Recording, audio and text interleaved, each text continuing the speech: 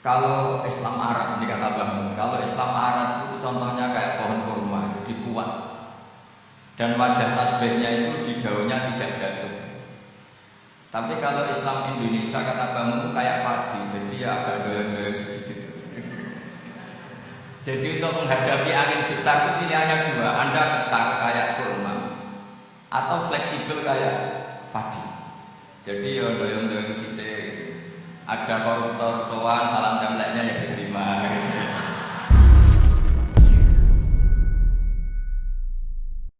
Assalamualaikum warahmatullahi wabarakatuh.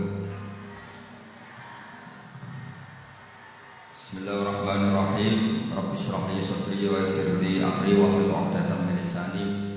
Allahumma shalli wa sallim wa barik ala sayyidina Maulana Muhammadin wa ala alihi wa sahbihi ajmain. Amma ba'du. Yang sangat saya hormati Kiai Haji Raden Azaim, semua saya, semua keluarga besar di Asad yang saya hormati, juga pemateri kedua atau poin hasanah kedua Kiai Haji Muslim dari Madura, memiliki wonten Kiai Haji Afifuddin, semua yang saya hormati. Niki saya hadir perjalanan terpanjang karena 1 tahun. Jadi saya dari rumah 2020 sampai sini 2021. Jadi ini perjalanan yang ekstra. Ini bentuk permintaan maaf saya karena kemarin saya datang tapi sudah selesai hutang gimana.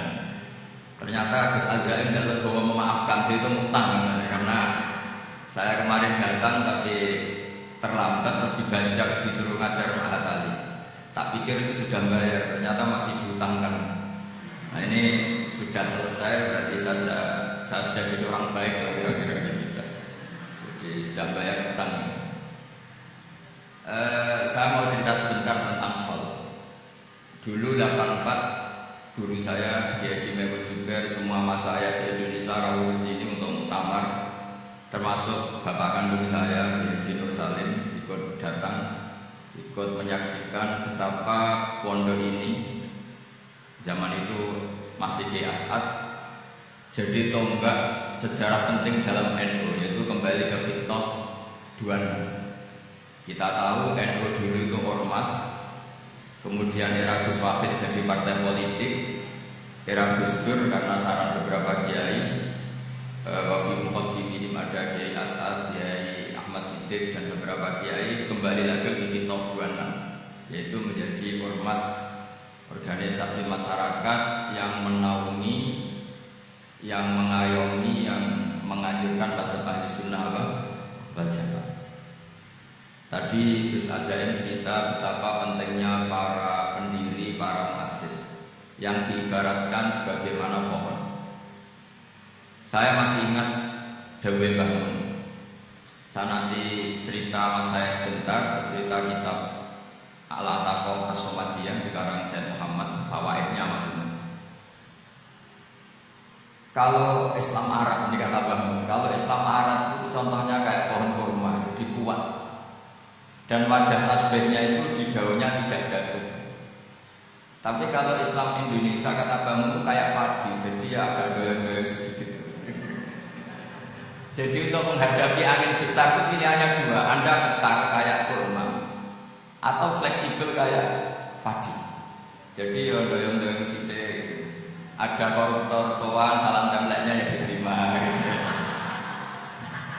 Ada calon bupati cantik ya didukung, pokoknya agak-agak doyong.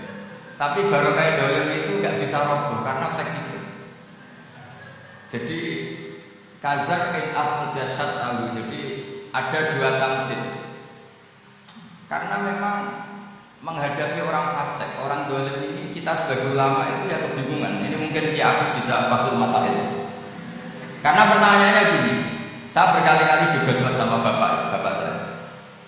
Berteman orang fasik hukumnya gimana? Pasti dijawab haram. Tapi kalau pertanyaannya dibalik, membina orang fasik hukumnya gimana? Baik. Dan bisa membina kalau berteman. Makanya Gus Azaim pernah bikin seni, muktamar seni. Anggap saja mazhabnya seperti itu.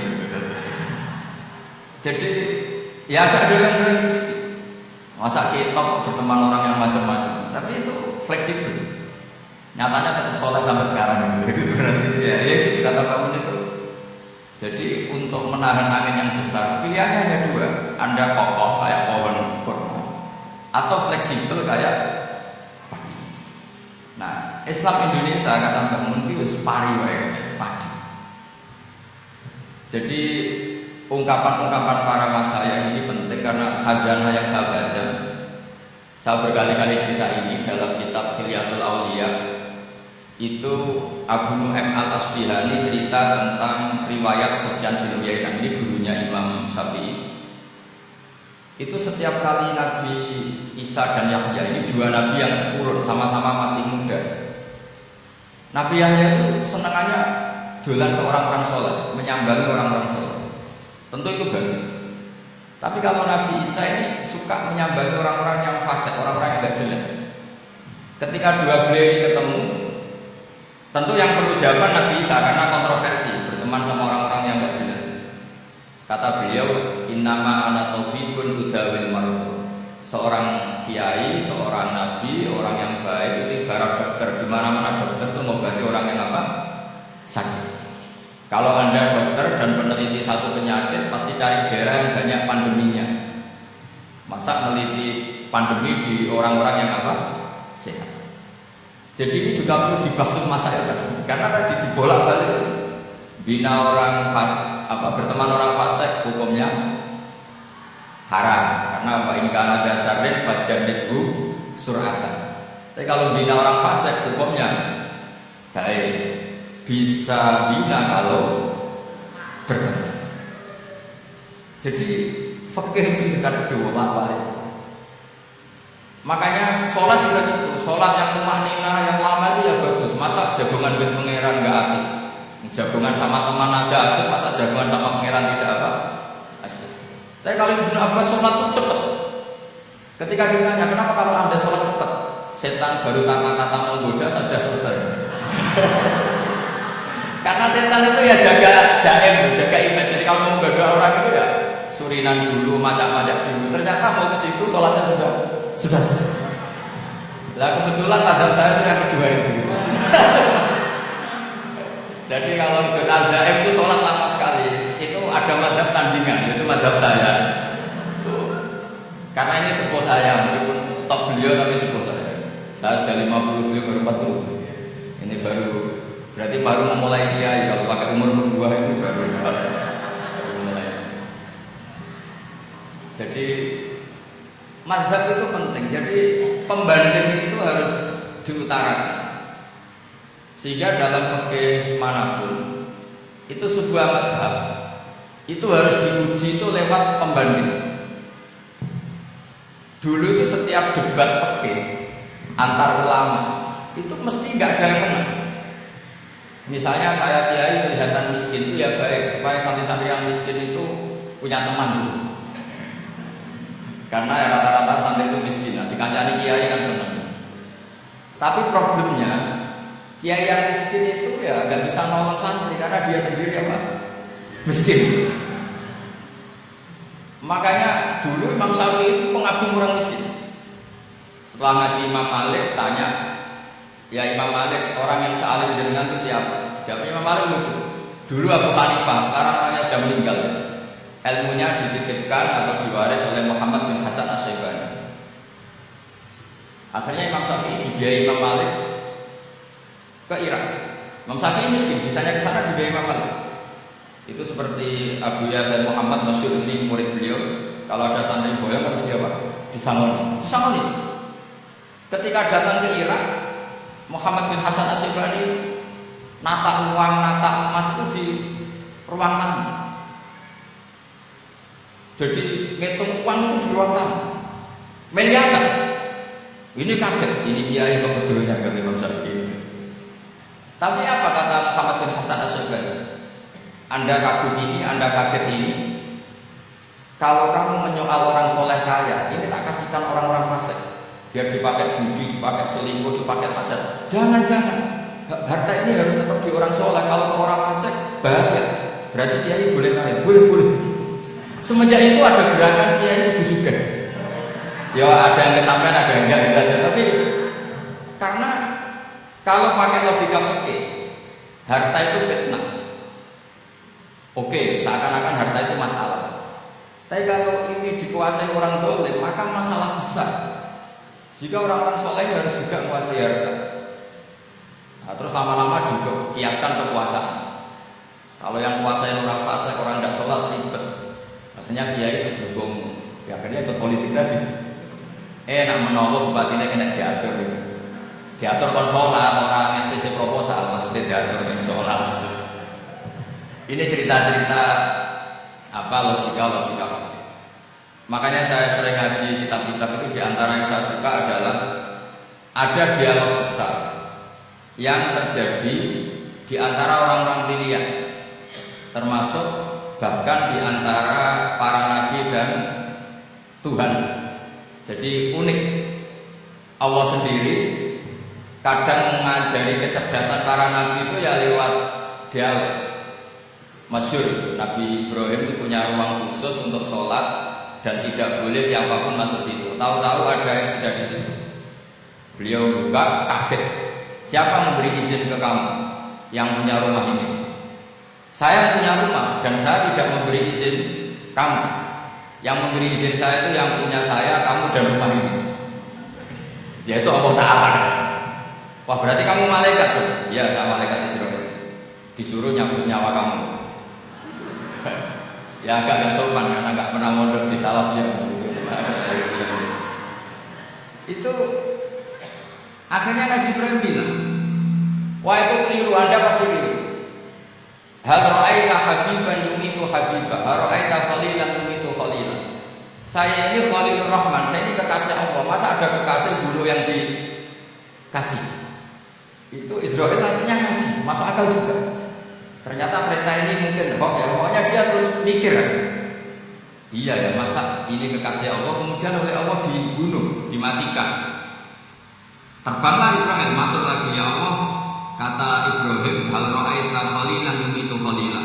Masa kekasih bunuh yang dia apa? Kasih. Kayaknya masuk akal sih. Mulai ngaji lah kira-kira. Akhirnya oleh Allah dijawab, ya sudah begini, kamu datang ke Ibrahim bilang, hal ra'aita habiban yakrahu ayyalqa habiban. Masa kekasih tidak siap ketemu yang dikasih? Nah, jadi akhirnya Nabi Ibrahim, Israel datang lagi. Logikanya sekarang enggak gitu, begini. Diajari, hal ra'aita habiban yakrahu ayyalqa habiban. Masa kekasih tidak siap ketemu yang dikasih? Kata Ibrahim, oke ya, terus mau menikah. Jadi kalau dengan cinta betul sama Allah ya harus, ya nggak usah, jangan sekarang. Kalau mati di rumah aja, kalau di pondok repotnya biayanya nanti. Tapi nanti setelah punya cucu banyak. Nah, barokahnya baca ini dialog-dialog orang pilihan ini akan tersibak. Karena dalam semua kebaikan itu nggak ada logikanya, rata-rata ada logikanya. Misalnya begini, kalau Anda orang soleh, kemudian anak Anda pamit mau sekolah di Jerman, pilihan Anda mengizinkan apa enggak? Karena potensi jadi fasadnya tinggi karena di tempat-tempat fasad. Potensi berdakwah dari daerah yang untuk daerah yang tidak ada dainya menjadi ada. Itu mesti ulama itu berdebat.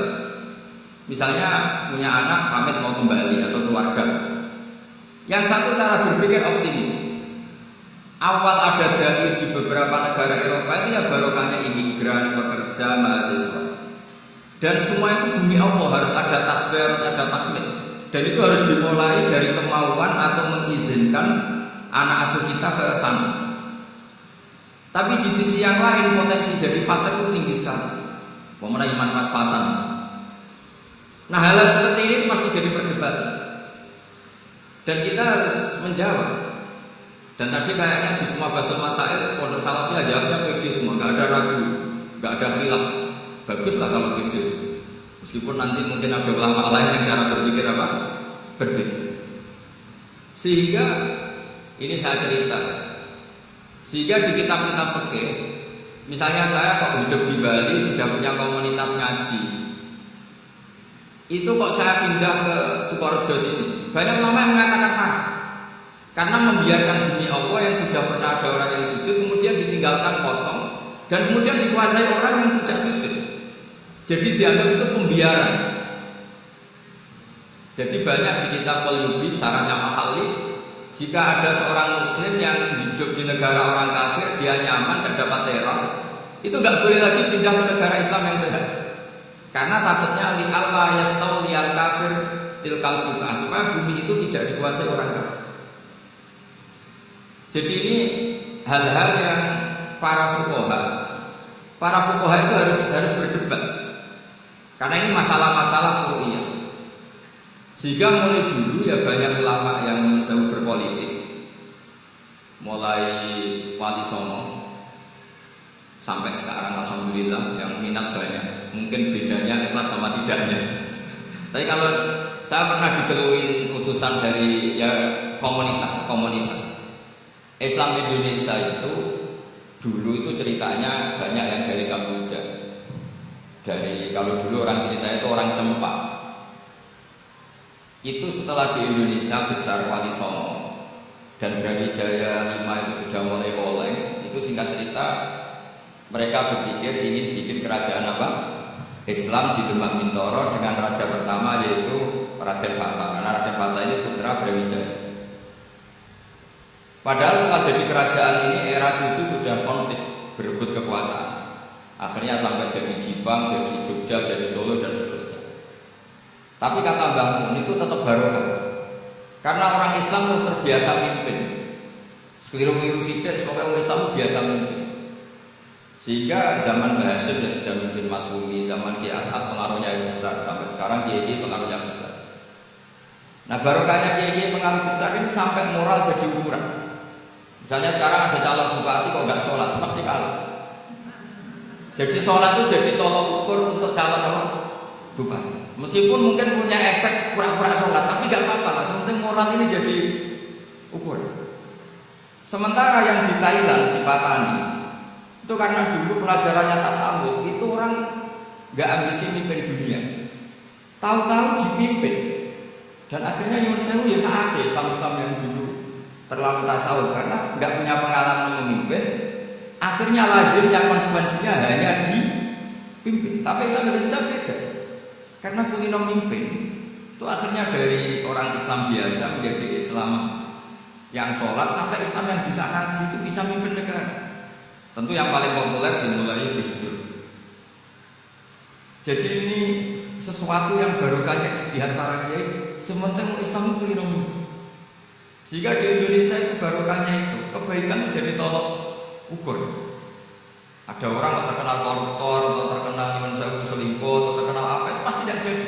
Karena moral itu menjadi tolok ukur. Dan itu adalah politik para kiai. Jadi ini saya cerita, dan itu negara juga akhirnya untung karena seleksi agama sama negara itu sama, sama-sama kiai yang bilang negara harus dipimpin orang soleh, negara juga bilang seperti itu. Nah, ketokohan-ketokohan para beliau-beliau ini yang mau lah bekerja sama dengan Umar. Kita tahu dulu Pak Harto ya rawuh ke sini ketika Muktamar 84, rawuh ke Ki As'ad, ketika mau kembali ke Victor juga dirembuk oleh ulama dan Umar. Dan akhirnya ini menjadi negara yang alhamdulillah semoga selalu menuju baldatun thayyibatu wa rabbun ghafur. Nah, kemudian di sini saya tabarruk dengan Said Muhammad, gurunya Kiai Haji Al-Zaim. Saya mau cerita tentang amaliyah tadi. Saya sebetulnya nggak niat bacakan bab itu gara-gara ada khataman jumlahnya banyak, saya jadi pusing. Ini panitia tanya, khatam betul apa enggak? Iya, khatam betul. Tapi kayaknya saya tidak yakin. Karena saya ini kan dari pondok tahfidz. Biasanya khataman itu ya rada bodoni itu. Wes dibaca buanter sing nyemak yang ndelok pojok itu. Mergo kebanteren. Nah, akhirnya lafaz-lafaz yang di tengah itu enggak di apa? Baca. Tapi ya semoga dimaafkan Allah. Yang jelas itu enggak. Tapi saya mau cerita ya. Jadi cara berpikir Said Muhammad ini nanti juga saya teruskan di Mahat Ali. Ini sahabat. Di antara yang diyakini madhab Malikiyah, ini saya baca saja teksnya. Jadi ada riwayat namanya, kalau Syekh Muhammad bahasakan itu Ataqah Somadiyah.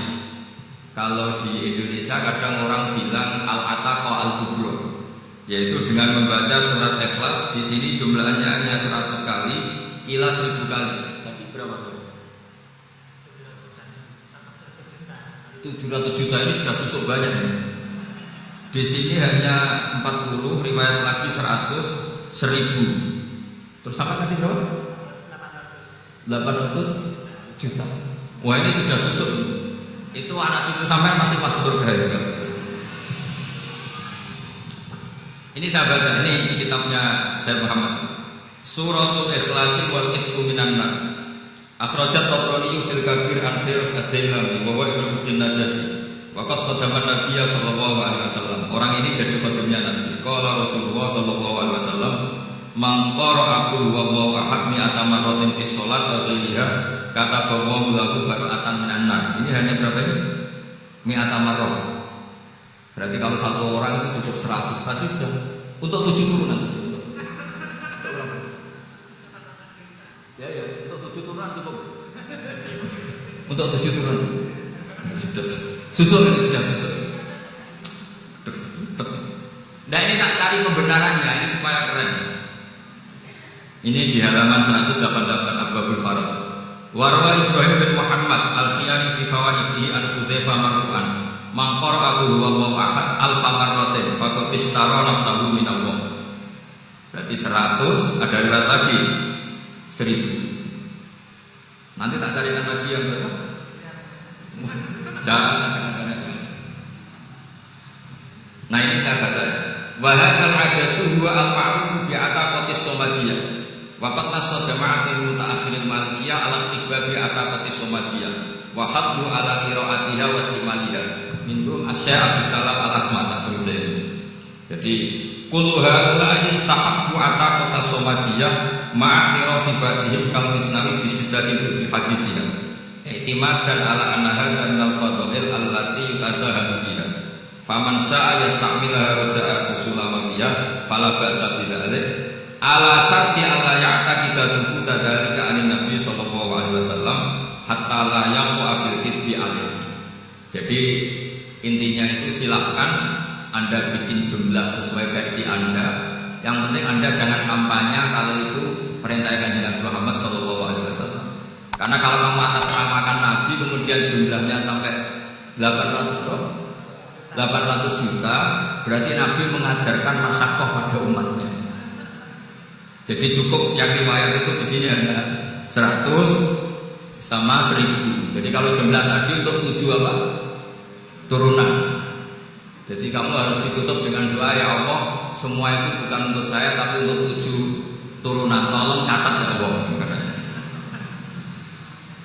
Jadi artinya gini loh ya, orang Indonesia yang sering praktekkan ataqah somadiyah itu bukan tanpa dalil.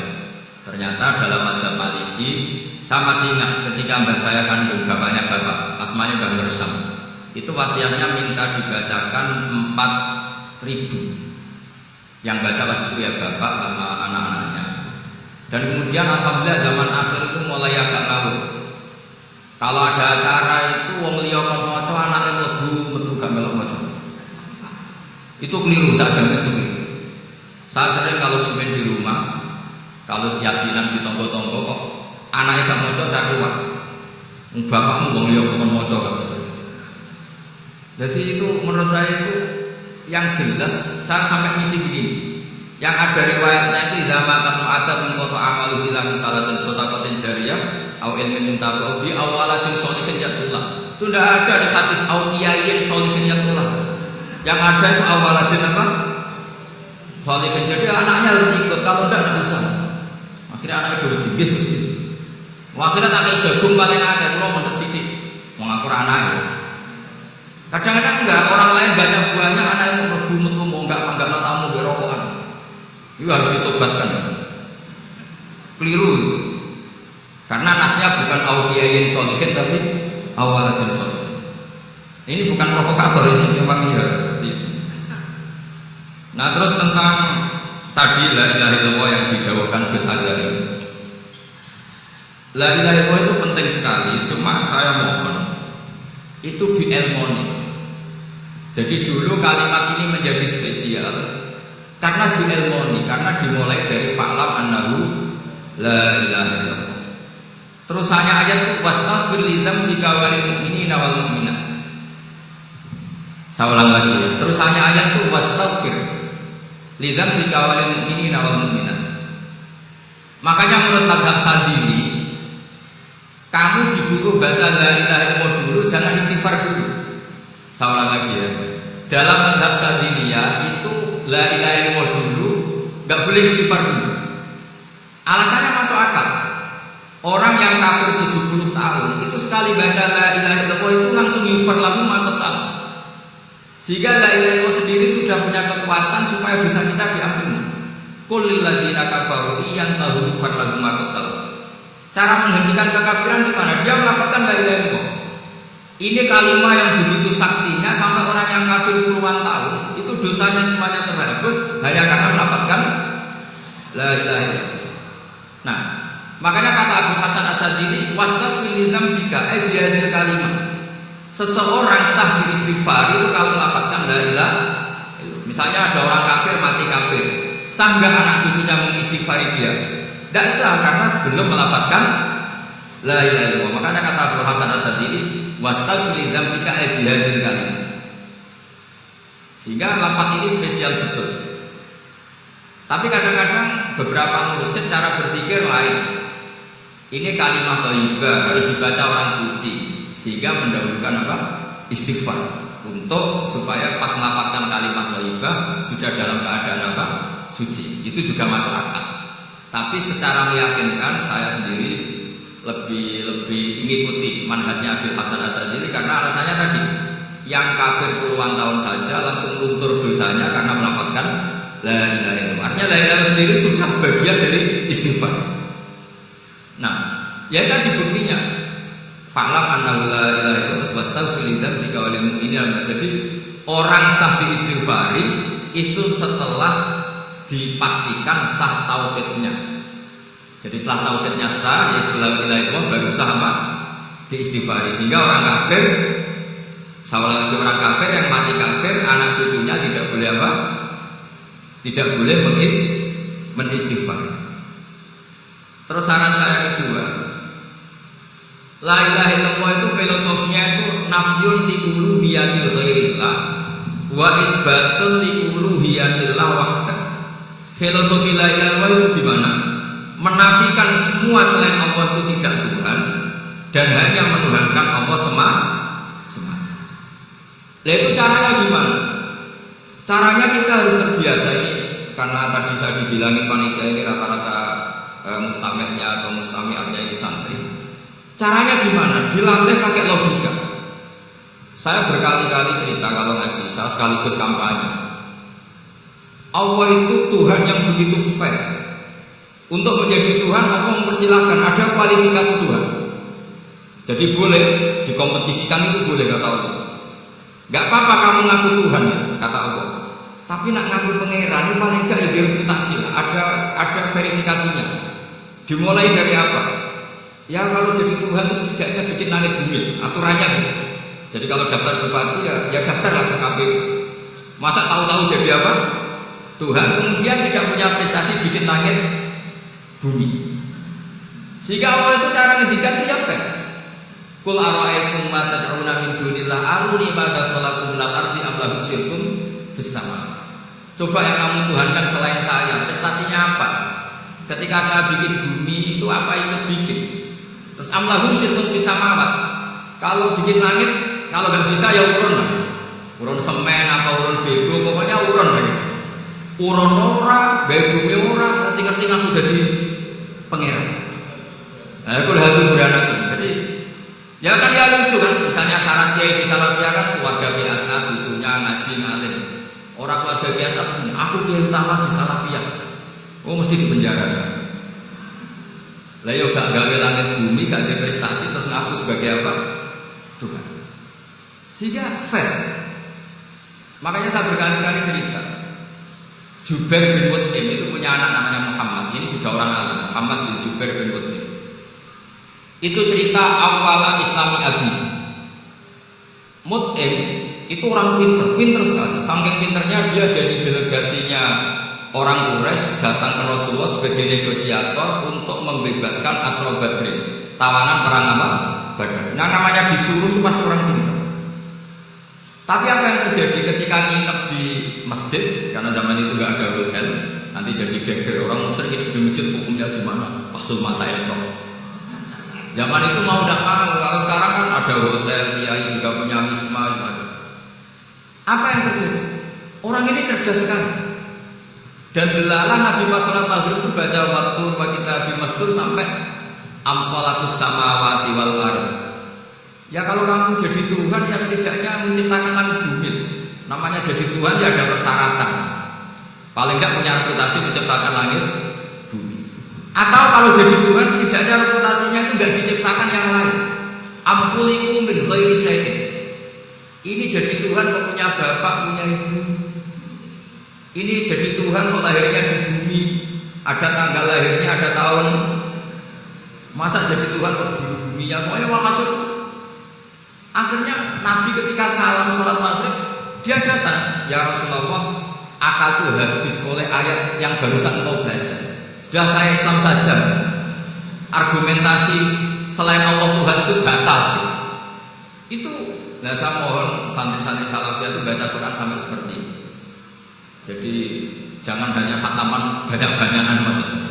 Ini bukan nyindir, ini ngamuk ini. Jadi ya khatamannya tadi lah 1000 atau berapa lah, jangan banyak. Juga kasihan malaikat yang nyatet kan. Wong baru subhanallah alhamdulillah aja di teks hadisnya abad al malaikah gitu. Itu baru subhanallah alhamdulillah itu sudah mencapaikan malaikat. Makanya saya wiridan tuh arang-arang kasihan malaikat karena nanti jadi itu ya ada madhatnya. Jadi kalau Gus Azaim sholat lama, tak saya ini sholat cepat itu sama-sama ada madhatnya. Yang cepat kayak saya tadi, setan pas tata-tata, mau goda pas rukuk saya sudah itidal, mau goda itidal saya sudah sujud, pusing. Tapi jangan tiru, ini madhab yang agak-agak khusus lah, sudah ada orang Madura kan khilaf ini agak khilaf. Tapi saya ingin, sampai kalau ngaji Quran itu dilatih berlogika.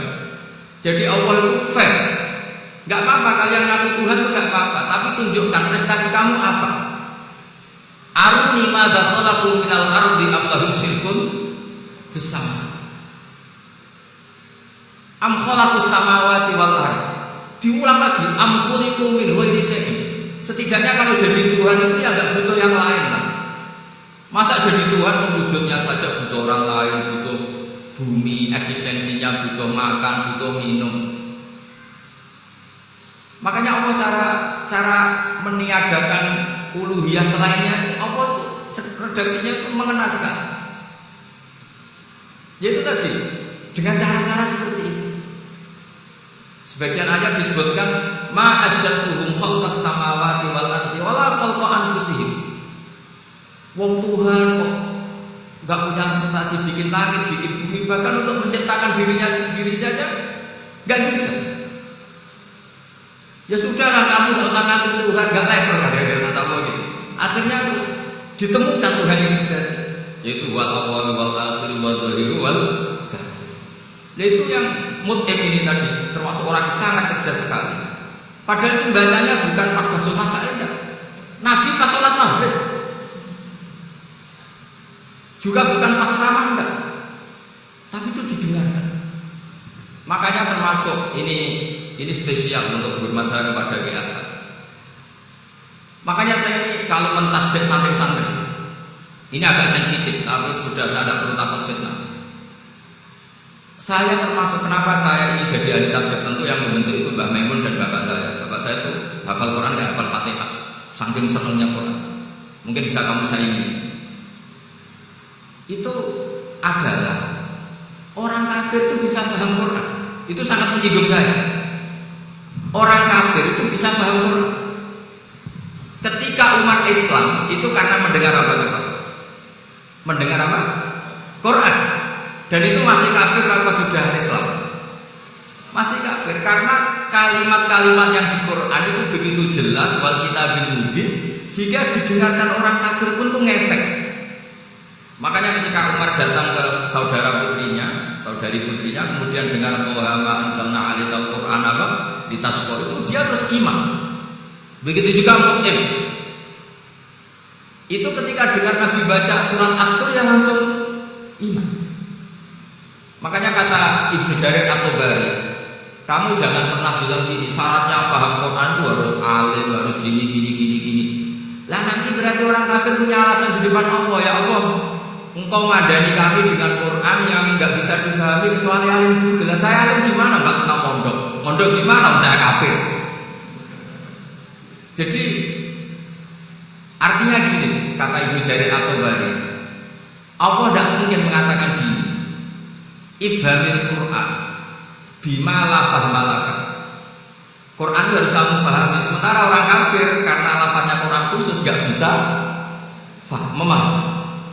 Makanya Quran itu dibaca. Itu banyak orang kafir yang menjadi muslim karena mendengar apa? Al-Quran. Padahal kafir. Nah termasuk tadi Muhammad bin Jubair bin Mut'im ini itu menjadi Islam ya karena mendengar Quran. Padahal dia saat itu masih apa? Kafir. Karena tadi logika misalnya nggak paham secara lafaz Arab. Sekarang misalnya Nyun Sewu ada orang ateis. Saya pernah didatangi seorang ateis yang nggak percaya Tuhan. Saya mau Islam Pak, asal Anda bisa menjelaskan Tuhan itu siapa. Coba Quran dibaca secara makna, tidak secara lafaz tapi secara makna. Begini misalnya, ada orang ateis datang ke saya, Pak, saya mau Islam, asal Anda bisa menjelaskan Tuhan itu siapa.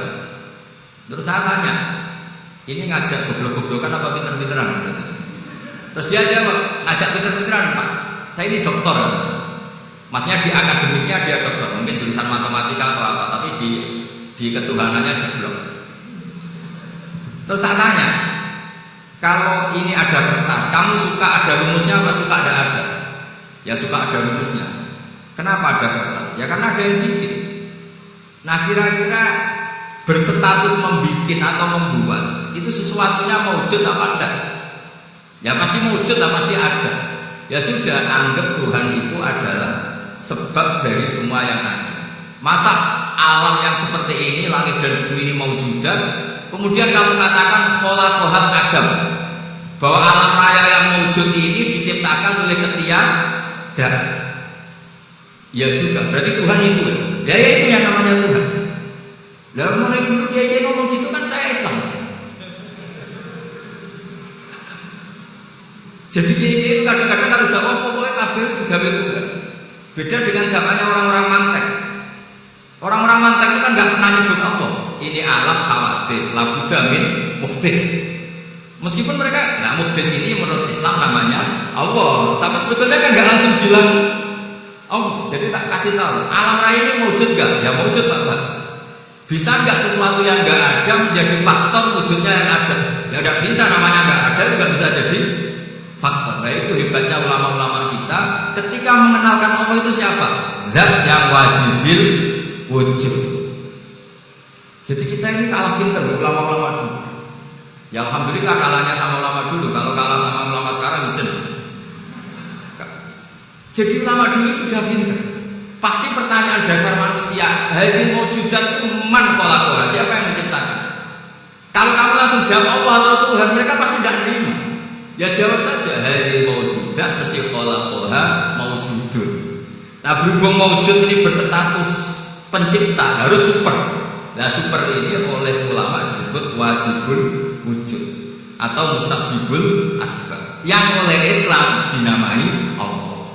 Tapi kita langsung ngomong Allah, yang mesti aja bingung kan bagi yang bingung maksudnya. Ya saya mohon kalimat-kalimat la ilaha illallah itu diamati lah, diresapi sampai seperti penjelasan saya ini, sehingga punya kualitas ilmu. Karena syaratnya memang faklam, harus punya kualitas apa? Ilmu. Ilmu itu apa? Ma'rifatus syai' ala ma huwa ala. mengenal sesuatu sesuai detail-detail sifatnya sesuatu itu.